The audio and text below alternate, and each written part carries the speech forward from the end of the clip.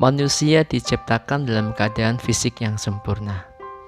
Manusia diciptakan punya panca indera yang sempurna.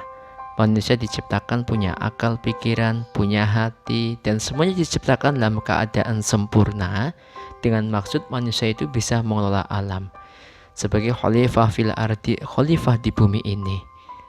Ketika Allah sudah menciptakan fisik yang sempurna, laqad khalaqnal insana fi ahsani taqwim, tentunya dengan kesempurnaan yang Allah berikan, Allah punya maksud dan tujuan menciptakan manusia, yaitu mengoptimalkan atas kesempurnaan yang sudah ada, bukan menghilangkan, bukan menonaktifkan.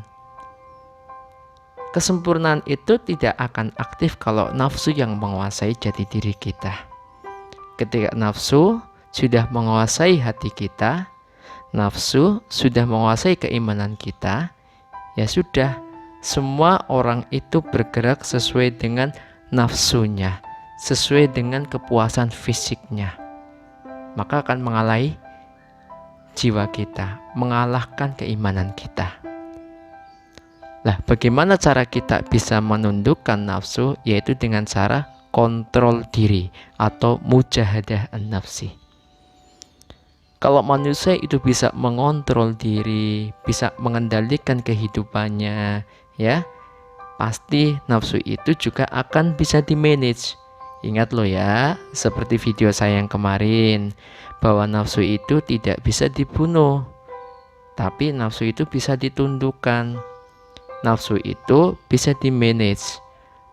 Selama kita masih hidup, nafsu itu juga tetap hidup. Kalau pengen nafsunya mati, ya kita mati dulu. Nah, ya, itu di video saya yang kemarin sudah ada.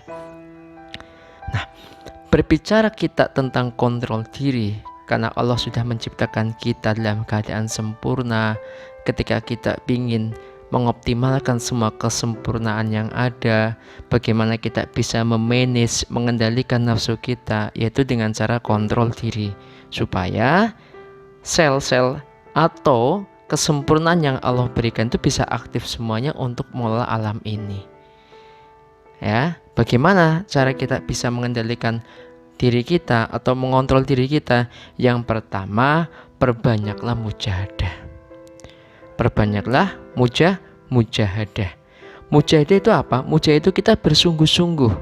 Dalam hal apa? Dalam hal mendekatkan diri kepada Sang Pencipta. Loh, apa hubungannya? Loh, erat kok hubungannya. Kenapa erat? Loh, karena kita adalah ciptanya Allah. Otomatis kita meminta kepada yang menciptakan kita.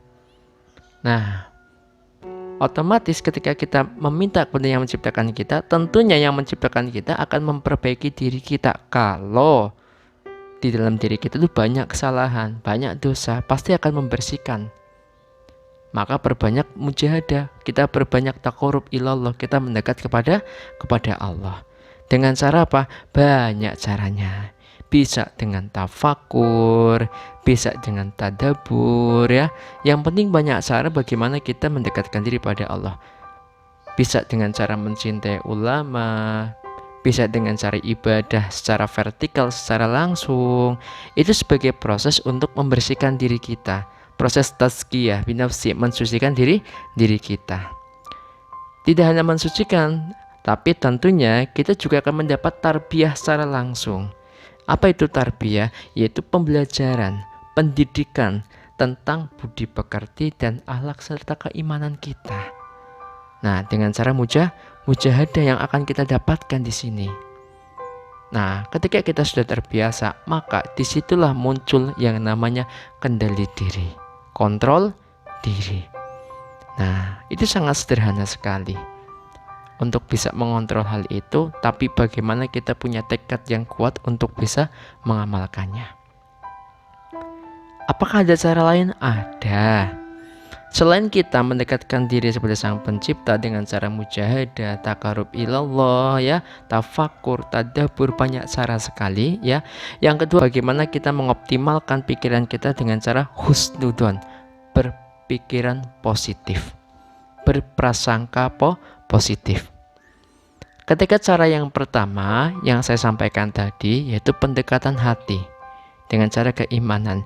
Yang kedua dengan pendekatan akal, yaitu ilmu. kita optimalkan ilmunya.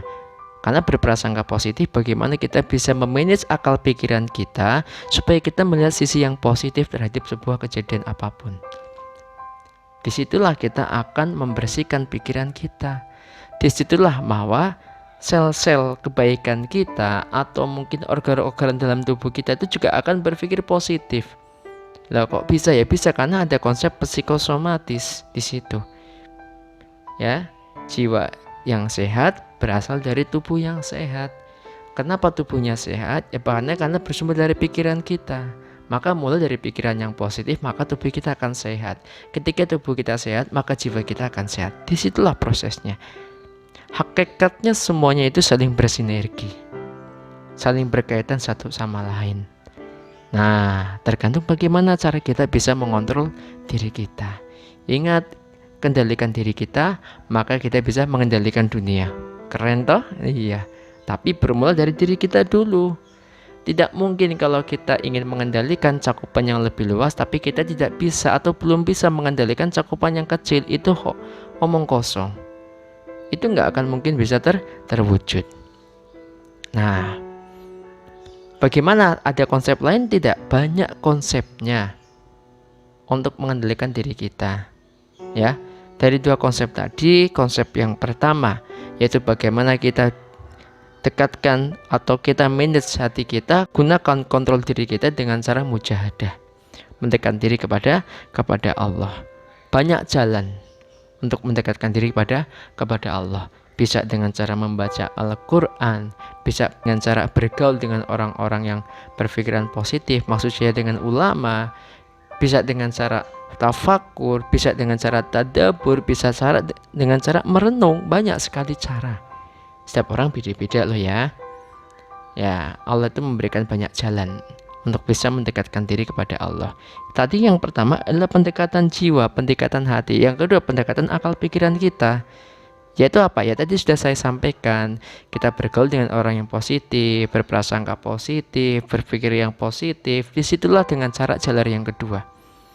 Kalau kita bisa mengoptimalkan hal itu, kita bisa mengendalikan diri kita. Insya Allah ada konsep yarfa'illahu alladhina amanu minkum walladhina utul ilma darajat. Insya Allah Allah akan menaikkan derajat kita.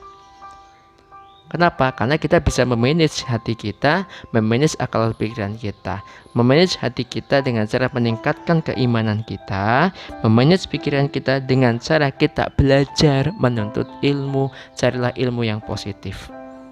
Maka tak salah ketika Imam Ghazali pernah menyampaikan, ketika kau belajar tentang sesuatu, yang dengan sesuatu itu bisa membuat kamu dekat dengan Allah, yang sesuatu itu membuat kamu takut pada Allah, itulah sesungguhnya ilmu yang kau cari.